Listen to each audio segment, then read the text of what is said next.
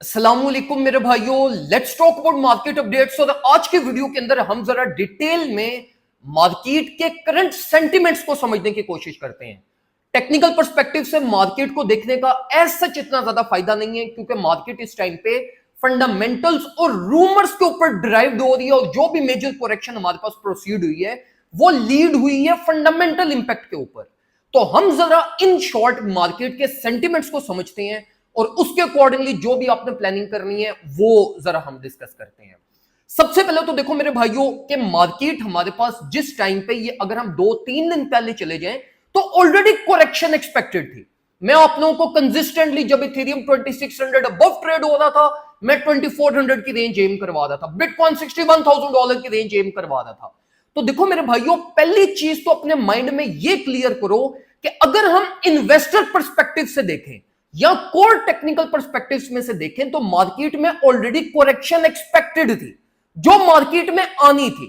हम इतना जल्दी सिर्फ एक्सपेक्ट नहीं कर रहे थे कि मार्केट इतना intense correction all of a sudden ले जाएगी। अब हम सबको पता है कि भाई ईरान और इजराइल का जो वॉर सिनेरियो क्रिएट हुआ है, मार्केट ने एक्चुअली में उसके ऊपर डंप लिया है। लेकिन ये चीज अपने माइंड में क्लियर करो कि देखो ये जो करेक्शन हुई है, ये जो मार्केट ने डंप लिया है, ये ऑलरेडी एक्सपेक्टेड था चार्ट्स में।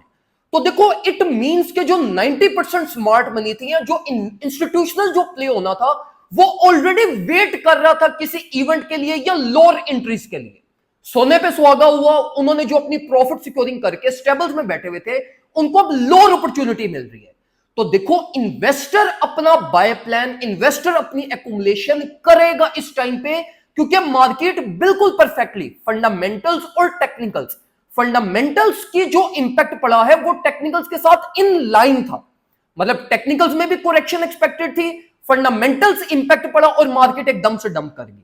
तो देखो जो टेक्निकल्स के अकॉर्डिंगली जितना भी ट्रेडर, जितना भी इन्वेस्टर जो वेट कर रहा था करेक्शन में, इट मींस कि उसका कैपिटल ऑलरेडी स्टेबल में था, वो स्टक नहीं हुआ मार्केट में। तो इट मींस कि अब वो कहीं ना कहीं से अपना बाय प्लान बनाएगा। तो पहली चीज ये देखो मेरे भाइयों के मार्केट में इस टाइम पे सिर्फ और सिर्फ रिटेलर्स फियर चल रहा है, इन्वेस्टर फियर नहीं है। इन्वेस्टर ऑलरेडी प्रिपेयर्ड था, इन्वेस्टर ऑलरेडी मार्केट टॉप देख रहा था, प्रॉफिट सिक्योरिंग हुई थी, मार्केट ने इतना ज्यादा टाइम कंसोलिडेशन ली थी, तो हमारे पास वैसे ही प्राइस एक्शन बैलेंस होना था जिसके रिजल्ट में प्राइस ने नीचे आना था। अब देखो मेरे भाइयों, जो एक्चुअल फियर चल रहा है ना, वो रिटेलर्स मेंटेलिटी में चल रहा है, रिटेलर्स वे ऑफ ट्रेडिंग में चल रहा है। इन्वेस्टर्स एरिया ऑफ इंटरेस्ट में इस टाइम पे फियर नहीं है।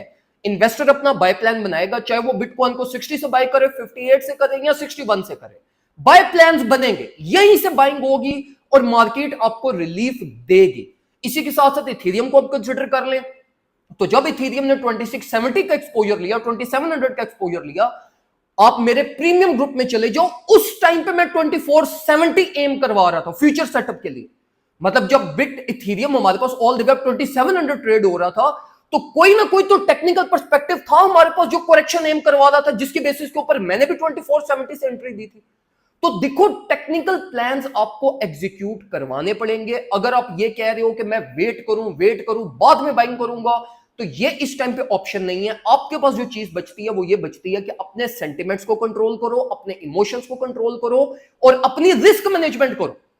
अगर आपके पोर्टफोलियो में स्पेस अवेलेबल है, पहले तो ये देखो ना कि आपके पोर्टफोलियो की सिचुएशन क्या है। अगर आपके ऑलरेडी कोई ट्रेड स्टक है या आपकी कोई बाइंग्स या होल्डिंग्स आपके ऑलरेडी लॉस में चल रही है, या आप मोर देन 70% इस टाइम पे मार्केट में हो, तो फिर तो बस चुप करके उसी को होल्ड करो, उसी का बैकअप प्लान बनाओ, उसी के डीसीएल लेवल्स को कंसीडर करो और उसी को रिकवर करो, न्यू पोजीशंस की तरफ मत जाना। लेकिन अगर आपने मेरे कहने पे या मेरे प्रीमियम ग्रुप के अकॉर्डिंगली आपने कोई भी बाइंग 2600 अबव नहीं की, या इवन आपने बिटकॉइन को 64-65 पे जब ये ट्रेड हो रहा था, तो मैं स्ट्रिक्टली अवॉइड कर रहा था कि भाई नहीं ट्रेड करना, नहीं ट्रेड करना, वेट करना है। तो अगर आपके पोर्टफोलियो में स्पेस अवेलेबल है तो फिर अपने बाय प्लान्स बनाओ। जिस तरह डॉट को हम एम कर रहे थे 4.1, बिल्कुल परफेक्टली 4.1 पे मार्केट इस टाइम पे आई हुई है, परफेक्टली हमारा ऑर्डर एग्जीक्यूट हुआ है, कुछ प्लस माइनस के ऊपर इस टाइम पे चल रहा है। लेकिन अब अपने बाय प्लान्स बनाओ। अगर आपको बहुत ज्यादा फियर है तो फिर आप फ्यूचर्स में मत जाओ, आप स्पॉट एक्यूमुलेशन करो, लेकिन करो लाजमी। क्योंकि देखो अगर मार्केट ने यहां पे कमिंग वीकेंड के ऊपर या न्यू वीक ओपनिंग के ऊपर 2-3% की रिलीफ दे दी, तो you will again and up buying the top. फिर आप रिलीफ टॉप बाय करके बैठ जाओगे।